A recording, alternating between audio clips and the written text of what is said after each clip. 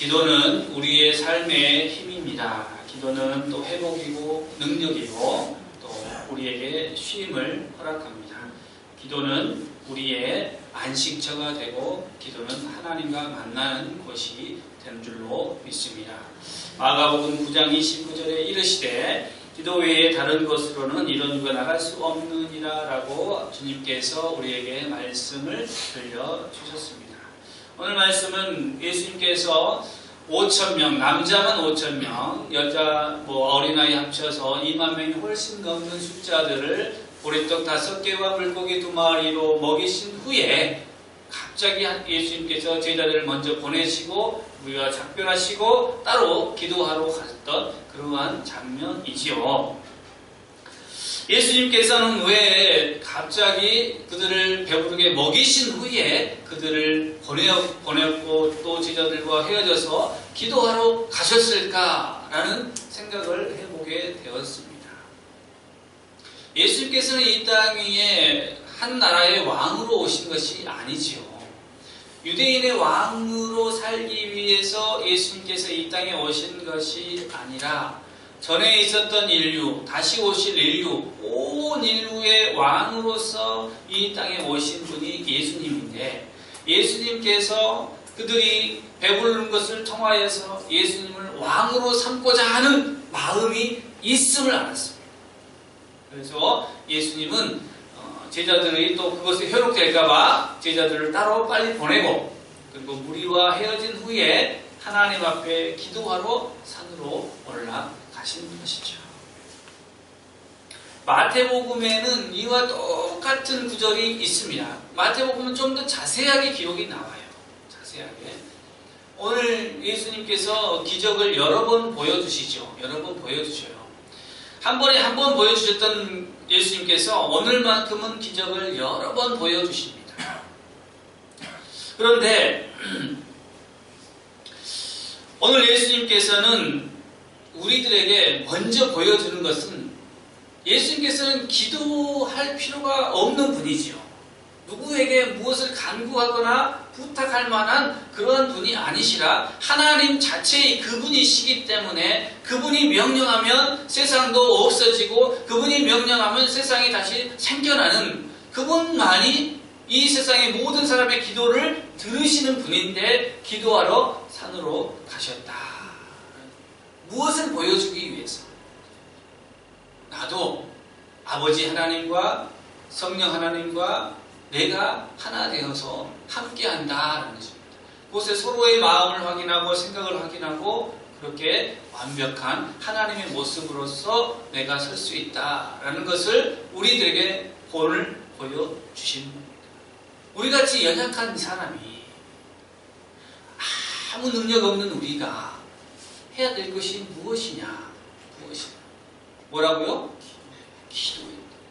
누구한테 기도합니까? 하나님에게 기도하는 겁니다. 누구의 이름으로? 예수의 이름으로 기도하는 겁니다.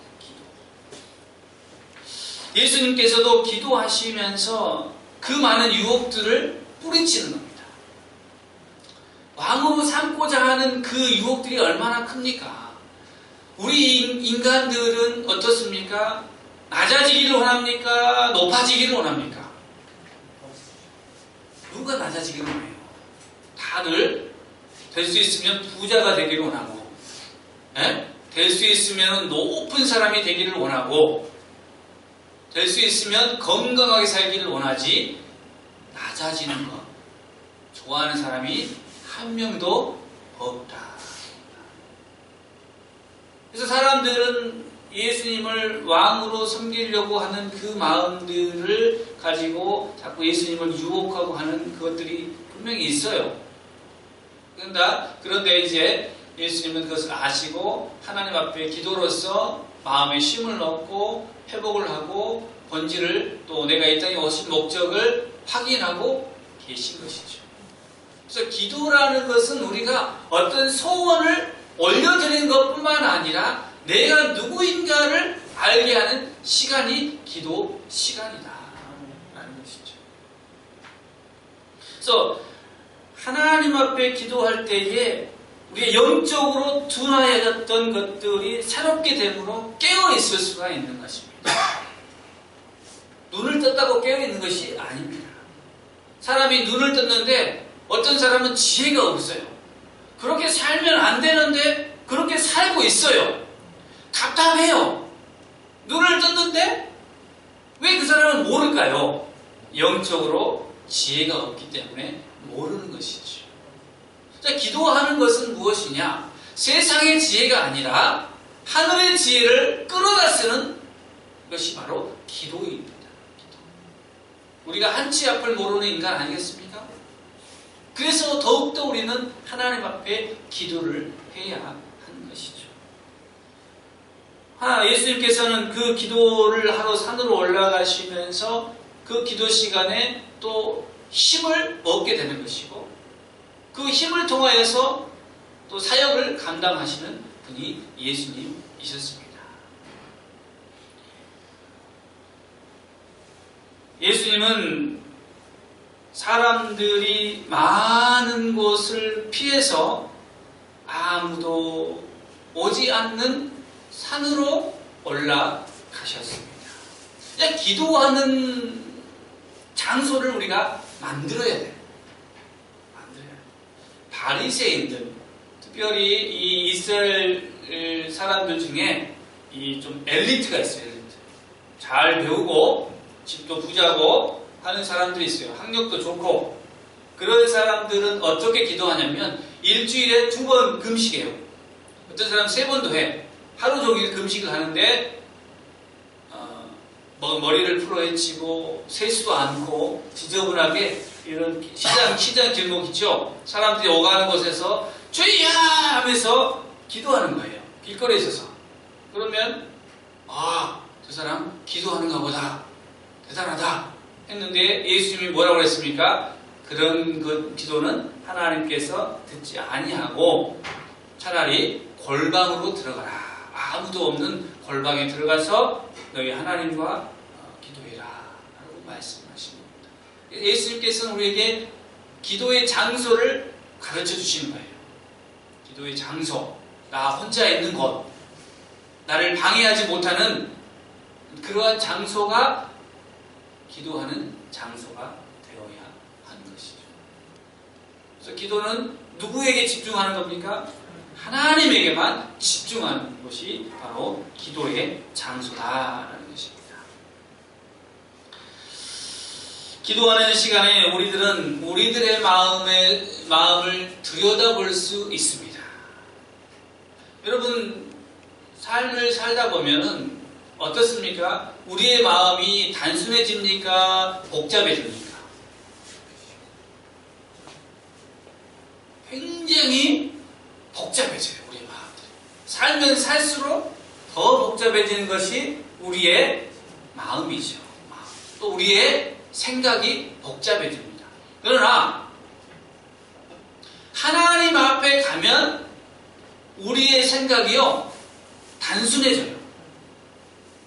복잡했던 모든 것들이 그냥 다 사라지고 하나님과 나 사이에 평안이 넘쳐 흐릅니다. 그래서 기도할 때는 우리의 마음을 자세히 볼 수 있어요. 그것이 욕심인지 아니면 그것이 하나님을 위한 일인지 우리가 구별할 수가 있다라는 사실이죠. 그렇습니다. 사람들은 기도하는 것을 매우 어렵다라고 생각을 해요. 바빠서 기도를 못합니다. 약속이 있어서 기도를 못합니다. 제가 요즘에 몸이 너무 안 좋아서 기도를 못합니다. 우리는 기도하지 않는 핑계를 만듭니다. 기도는요, 의무예요, 의무. 뭐라고요? 의무. 왜? 하나님이 기도하라고 명령했으니까. 너희는 내게 부르짖으라. 너희는 내게 부르짖으라. 기도하라는 거예요. 너희가 이제까지 내 이름으로 기도를 하지 않았지만 이제는 내 이름으로 구하라. 그리하면 응답하리라. 라는 하나님의 명령 앞에 우리가 기도해야 하는 것이죠. 사랑하는 성도 여러분, 초대교회에 큰 부흥이 있었습니다.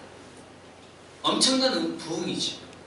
근데 그 부흥의 원동력은 다른 것이 아니라 기도입니다. 기도. 그들이 모이면 같이 늘 기도에 힘을 썼어요. 그냥 기도하는 것이 아니라 기도에 힘을 썼다. 기도에 힘을 쓰면 하나님께서 기도하는 그 사람들에게 성령을 부어 주셨습니다. 성령이 임하면 사람들은 그 성령의 권능으로 큰 권능을 입어서 복음을 전하는 것이죠. 그래서 사람들에게 예수 그리스도가 우리의 구원자이십니다 라고 증거할 때마다 믿는 사람들이 3,000명, 5,000명이나 되는 것이죠. 그리고 나서 그들이 또 무엇을 했습니까? 전도하고 나서 집에 와서 조용히 앉아서 하나님 앞에 또 기도합니다. 모여서 기도합니다. 그러니까 우리가 신앙생활을 할 때에 기도가 얼만큼 중요한지 깨달아야 돼요. 깨달아야 돼요. 하루 삼시 세끼 밥을 먹으면서 기도는 한 번도 안 한다. 이거는 굉장히 영적으로 게으른 것이죠. 우리는 육신의 이 먹고 사는 문제 때문에 하루 종일 일하면서 어떻게 영으로 사는 영의 사람들이 사는 그러한 삶을 살 때에 왜 기도를 하지 않는 것입니까? 기도는 일이에요. 일. 영을 위한 일. 영이 살아야 돼요. 영이 살아야 육신도 잘 된다. 그래서 사도행전 10장 2절에 보면 그들이 항상 기도하였다라고 그렇게 기록합니다. 항상 기도합니다. 오늘 예수님께서는 기도를 마치신 후에 기도 시간이 얼만큼 되냐면요. 이 이스라엘 민족들은 밤을 4개로 나누죠. 4개로. 4개. 저녁 6시부터 아침 6시까지 12시간을 4개로 나누면 하나당 3시간씩 되는 거죠.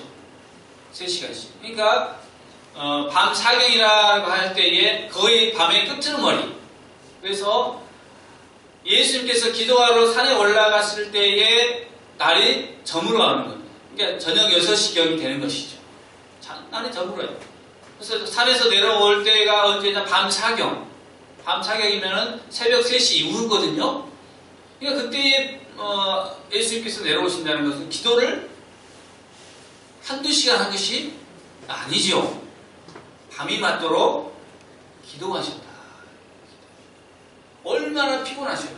그런데도 그렇게 밤이 맞도록 기도하셨다. 그래서 기도의 시간, 목사님 기도를 얼만큼 해야 기도를 한 겁니까? 라고 물어볼 수가 있지 않습니까? 예수님만큼만 하세요. 예수님만큼만. 그런데요, 기도는요, 참 재밌는 것이 하면 할수록 기도의 시간이 늘어나요. 처음에는 무엇을 기도해야 될지 잘 몰라요. 처음에는. 그래서 한 1분, 2분 정도 기도하면 기도할 게 없어. 근데 계속 기도를 하다 보면 어느 순간 내가 10분을 기도하고 있어. 또 기도를 계속 하다 보니까 30분을 기도하는데 기도가 너무너무 재밌는 거야. 하다 보니까. 그래서 하니까 2시간. 하다 보니까 눈 떠보니까 시간이 새벽이 다 됐어. 그렇게 기도를 하면은 기도 시간이 점점 늘어난다. 그래서요, 기도는 계속하는 것이 기도의 시간입니다. 항상 기도하는 것이. 그래야 기도의 시간이 이렇게 늘어나는 것이고. 나도 주님처럼 기도를 할 수가 있다. 그래서 예수님께서 이제 그렇게 기도를 마치신 후에 회복이 되었고, 또 이제 저 산에서 보니까 바다가 보여야, 호수가 보여야 안 보여요? 보이잖아요. 보이는데 바람이 불어서 제자들이 배를 이제 타고 가는데 그냥 가는 것이 아니라 노를 저어서 가는 거예요. 노를 저어서 가는데 참 힘들게 가고 있는 거예요. 예수님께서는 어떻게 하십니까? 그래서 제자들에게 가시면서 이 호수 위를 걸어서 가셔요. 태초부터 이후까지 예수님이 다시 오실 그날까지 물 위를 걷는 사람이 단 한 명도 없을 것이다. 아무도 물 위를 걷는 사람이 있다 없다? 없다. 오직 예수님만 그 물 위를 걸으셨다. 물 위를 걸으시는 예수님은 누구신가? 하나님의 아들이시다라는 거예요. 세상에 어떠한 철학자도 종교를 만든 사람들도 물 위를 거는 사람이 없다. 예수님은 물 위를 걸어서 제자들이 노젓고 있는 그 배 근처로 지나가는 겁니다. 근데 제자들을 한번 보세요. 자, 여기 잘 보세요. 여기에 큰 인생의 비밀이 담겨져 있습니다. 이 배는 뭐냐면요. 배는 인생이에요. 인생. 우리의 인생. 네? 배는 어떻게 움직이는 겁니까? 뭘 해야 돼요, 우리가? 손에 뭘 잡고 있어요? 노를 잡고 있잖아요. 노를 잡고 저어야 배가 앞으로 가는 겁니다. 가요. 노력하지 않으면 제자리에 있어요. 그런데 오늘 제자들이 노를 젓는데 바람이 불었다고 했어요. 바람이 가는 방향으로 불면 노젓기가 쉬워요. 근데 반대 방향으로 바람이 불어오는 거예요. 그러니까 노젓기가 매우 힘들어요. 파도도 일고 힘들어. 그래서 인생에서 우리가 세상에 노를 젓는 과정 중에 순탄하면 좋은 데에 늘 뭐가 불어와요? 맞바람이 불어와서 우리를 힘들게 해요. 끙끙대게 하는 거죠. 내가 해결할 수가 없는 거잖아요. 바람을 어떻게 해결합니까? 바람이 불어오는데 내가 멈춰라고 하면 멈춥니까? 안 멈춰요. 안 멈춰. 그러나 우리의 인생의 방향은 바람을 뚫고 가야 되잖아요. 그러니까 우리가 노를 쫓고 있는데 이 제자들에게 두 번째 어려움이 있습니다. 두 번째. 뭐냐면 밤이라는 거예요. 밤은 뭡니까? 어두움은 뭡니까?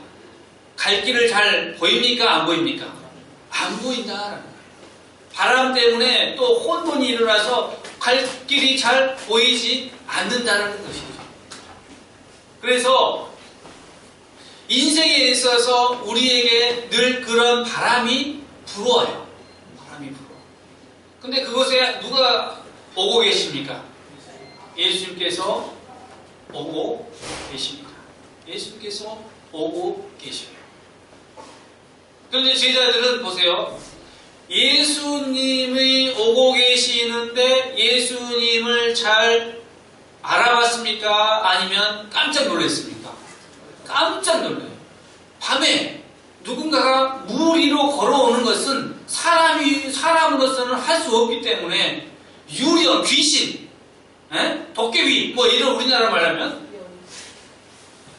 깜짝 놀라는 겁니다. 그러니까 마음에 뭐가 생기는 거예요?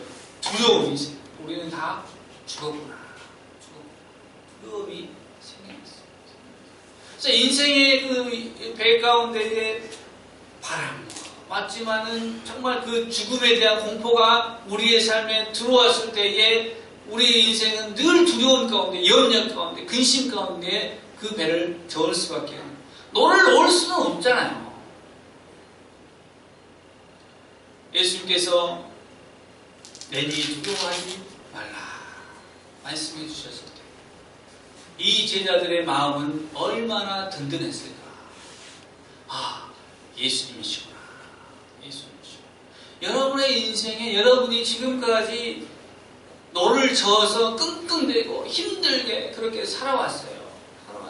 근데 왜 예수님이 여러분과 함께 하시는데 여전히 끙끙대고 있냐 말이에요. 참 안타까워요. 보세요. 자, 배가 있어. 예수님이 그 배에 올라탔어요. 말씀을 보면 그래요.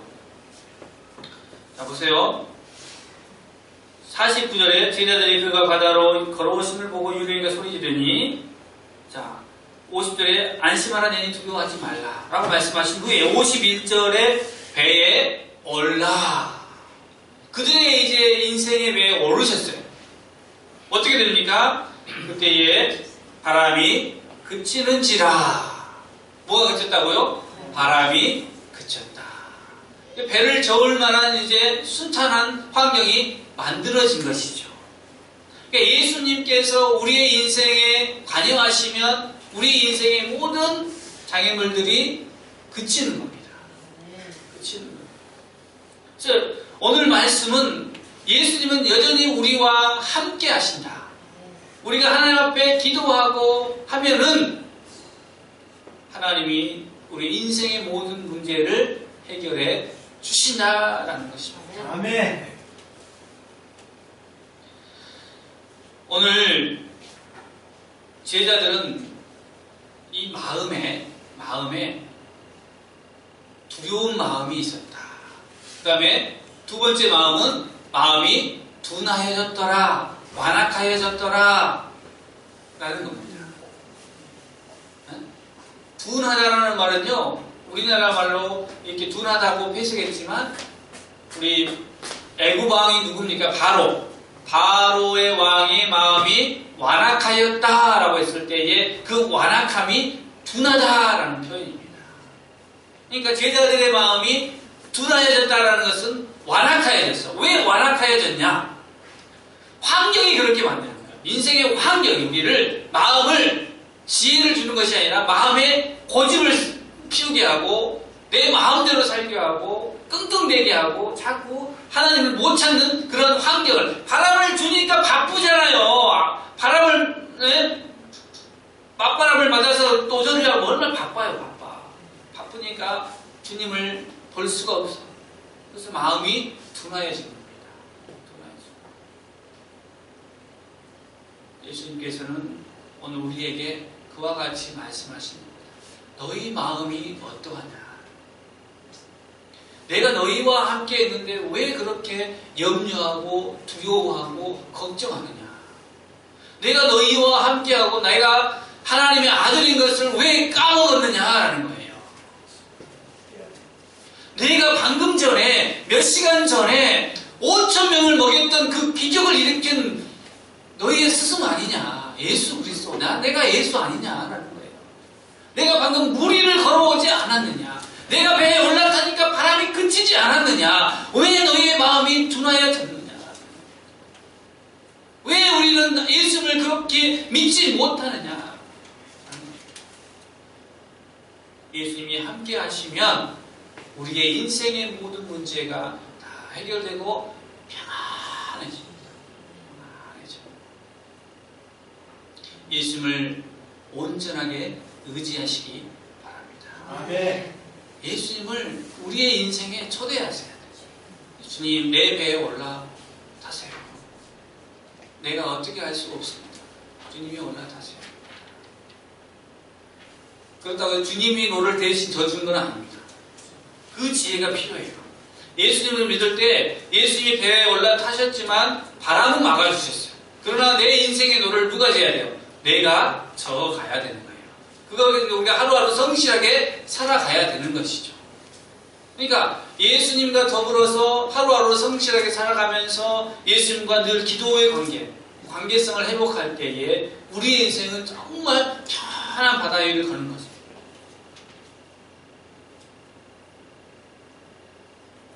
그것을 믿으시면 기도하십시오. 기도의 산에 오르셔야 됩니다. 여러분들만의 기도의 공간을 만드셔서 기도하셔요. 예수님께 기도하면 예수님이 약속하셨어요. 이루어 주리라. 아멘. 그 믿음을 가지시고 기도하는 우리 모두가 되기를 주님의 이름으로 축원합니다. 네.